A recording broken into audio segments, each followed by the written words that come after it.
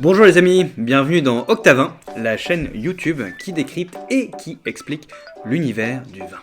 Aujourd'hui, nous allons découvrir ou redécouvrir pour certains un produit majestueux, le vin rouge. Du coup, pour certains, vous vous voyez déjà avec une bonne viande rouge, et pour d'autres, vous vous dites « Oh non, pas pour moi, c'est beaucoup trop fort le vin rouge ». Et dans les deux cas, vous avez raison.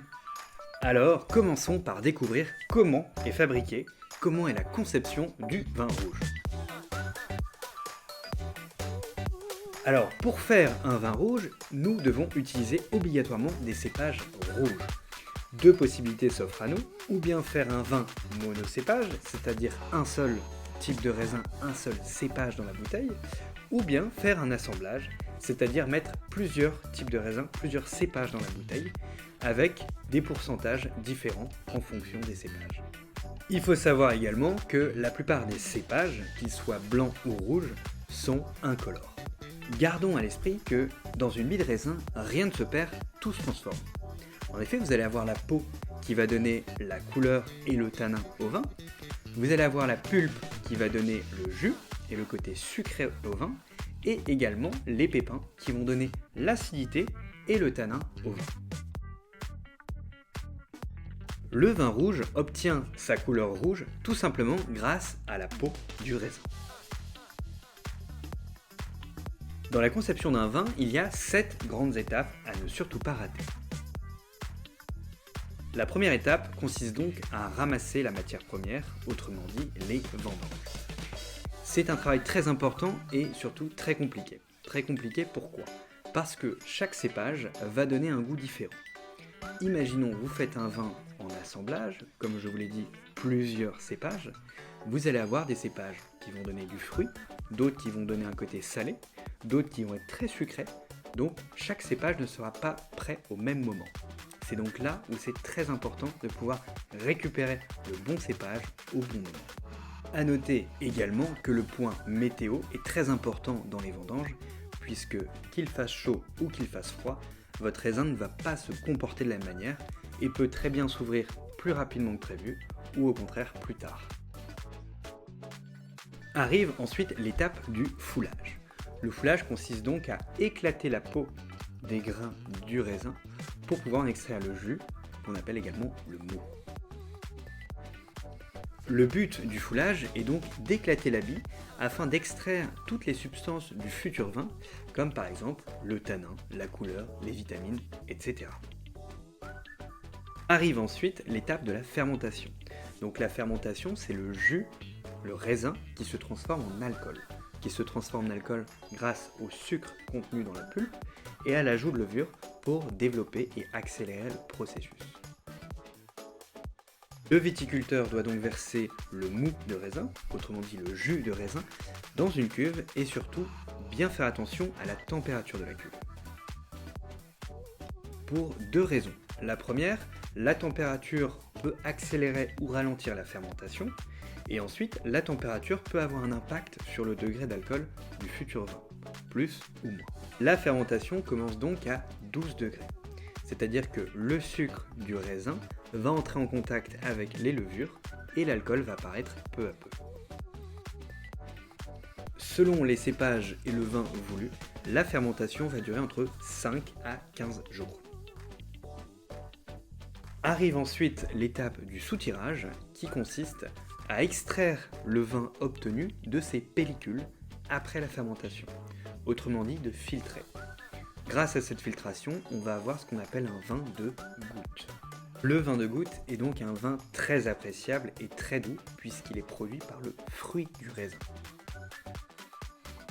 Arrive ensuite l'étape du pressurage, c'est-à-dire qu'on récupère les pépins, la peau, qu'on va venir presser pour récupérer le plus de matière possible, qui va nous donner un autre vin qu'on appelle le vin de presse. Ce vin-là est assez compliqué à boire parce que forcément vous allez avoir tout le côté acidité, le côté tanin en bouche, regroupé dans un seul liquide. Arrive ensuite l'étape de l'élevage des vins.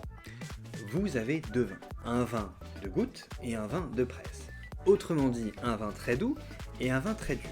Donc vous n'allez pas les travailler de la même manière. Donc vous les travaillez tout simplement ou bien en barrique, bois, ou bien en cuve, inox ou béton. Si vous travaillez votre vin en cuve, inox, béton, la plupart du temps ce sera un vin à boire rapidement, autrement dit un vin de table. En revanche, si vous travaillez vos vins dans des barriques type bois, ce seront des vins qui vont être plutôt gardés en cave, plutôt à voir sur le long terme. Une fois que l'élevage est terminé au bout de plusieurs jours, plusieurs semaines, plusieurs mois, voire plusieurs années, arrive la notion d'assemblage. Assemblage, on va aller chercher notre vin de goutte, on va aller chercher notre vin de presse, nos différents cépages et on va les assembler, les mélanger ensemble avec des pourcentages différents pour avoir un vin prêt à l'emploi ou au contraire prêt à être gardé en cave et à continuer à évoluer. Puis arrive la phase finale, la phase de mise en bouteille et d'étiquetage du vin. Notez bien que le vin n'est pas pasteurisé, donc n'est pas bloqué. C'est-à-dire que le vin continue à évoluer. Le vin est un être vivant. Et sachez que le vin est comme une plante, c'est-à-dire que plus le contenant est grand, plus la plante va s'ouvrir. C'est pour ça qu'on dit souvent que le vin est meilleur à consommer en magnum qu'en bouteille, puisque le récipient est plus grand, donc le vin va s'ouvrir plus facilement et différemment. Ça y est, vous savez tout, ou presque. Savez-vous que 62% des jeunes, 18-25 ans, déclarent ne pas aimer le vin rouge? En effet, une erreur est trop souvent commise par nos anciens, par nos aïeux. Un palais jeune va chercher un goût universel, un goût de douceur, de fruits, de sucré.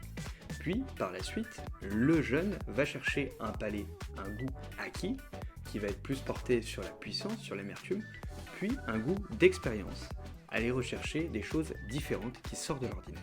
Le souci étant que nos aïeux nous proposent à la dégustation des vins pour des palais, pour des goûts acquis, à des personnes avec des goûts universels.